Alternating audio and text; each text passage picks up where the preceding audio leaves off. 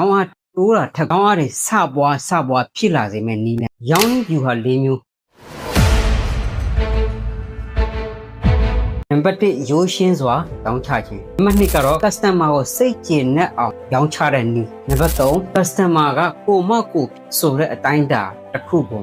ဖန်တီးပြီးတော့ရောင်းချတဲ့နည်း၄ကတော့ပထမ3ချက်အပါဝင်ကြာလေရောင်းအားတွေတိုးလာအောင်ရောင်းချတဲ့နည်း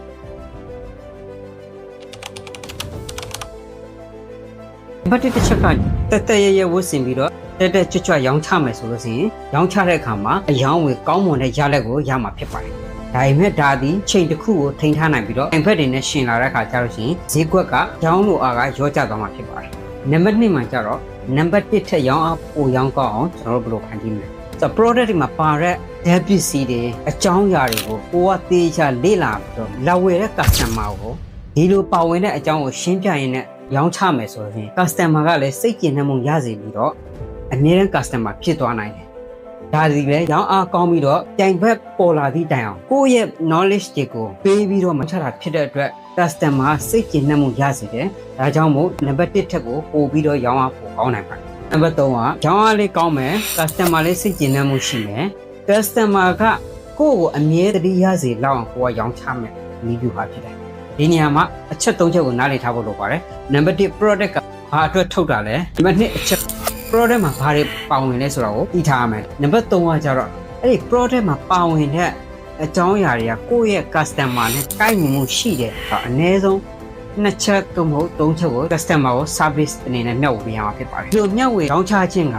ရောင်းအားပိုကောင်းမယ်စိတ်ကြည်နှံ့မှုလည်းရစေမယ် good customer ဆိုတဲ့ထိုင်မာတဲ့ customer ကိုလည်းကိုယ်ရစေတယ်ဒီ3ခုလိုပိုင်ဆိုင်ရမယ်ဆိုတော့ဒီနေရာမှာအကြောင်းအရာနှစ်ခုကိုဥပမာပြပေးသွားမှာဖြစ်ပါတယ်မျက်နှာတစ်ဆက်ပြဆိုပါစို့ဆက်ပြကသူတို့ကြိုက်လို့ပဲလာဝယ်ဒါပဲရှာဒီ product ကိုဝယ်တော့မယ်ဒီမျက်နှာတစ်စစ်ကိုဝယ်တော့မယ်ဆိုလို့ရှိရင် product နဲ့ပတ်သက်ပြီးတော့ပေါ်က3ချက်ကိုပြန်ပြောပြမယ်ဆိုရင် product ကမျက်နှာတစ်စစ်တက်ထုတ်တယ်ဒီမျက်နှာတစ်စစ်မှာပါဝင်တဲ့ pH level ကိုဟိုကသိထားရမယ်ကောင်းမွန်တဲ့မျက်နှာတစ်ဆက်ပြဆိုလို့ရှိရင်အမြင့်ဆုံးက 7.5 ရှိလိမ့်မယ်မျက်နှာရဲ့ pH level ကအမြင့်ဆုံးက 5.5 ပဲဖြစ်တယ်customer ကိုဒီအကြောင်းအရာလေးရှင်းပြပြီးတော့ဒီပစ္စည်းလေးကဒီအသားရင်နဲ့ကိုက်ညီတယ်ဆိုတာကို service တစ်ခုအနေနဲ့လုပ်ပေးတယ် product ရဲ့အကြောင်းကိုလည်းသိတယ် product မှာပါဝင်တဲ့အကြောင်းအရာလေးသိတယ် customer သိထိုက်တဲ့ knowledge ကိုလည်းကိုကပေးလိုက်တယ် customer ကစိတ်ကျဉ်နှံ့မှုရှိစေတဲ့အပြင်သူကဘ ഹു တုဒ္ဓပါရသွားတဲ့အတွက်ကိုယ့်ကိုအမှတ်ရစေမှာကြားတယ်နောက်ထပ်ဥပမာတစ်ခုပြောပြမယ်ဆိုရင် product ကဖြစ်စွတ်တက်စာစီးကြိုအတွက်ထုတ်ထားတယ်ဆိုပါတော့စီးကြိုအတွက်ထုတ်ထားတဲ့ပစ္စည်းကို customer ကဝယ်တော့မယ်ဆိုရင်ဒီ product ဒီစီးကြိုအတွက်ထုတ်တာ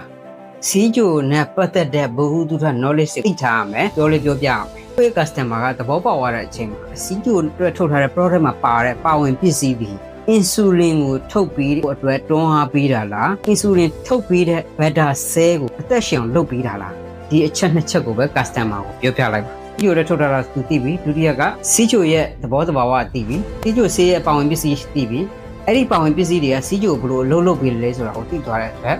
customer ကိုစိတ်ကြည်နှံ့မှုရစေတဲ့အပြင် customer ဒီကိုယ့်ကိုအမြဲတမ်းအမှတ်တရဖြစ်နေတဲ့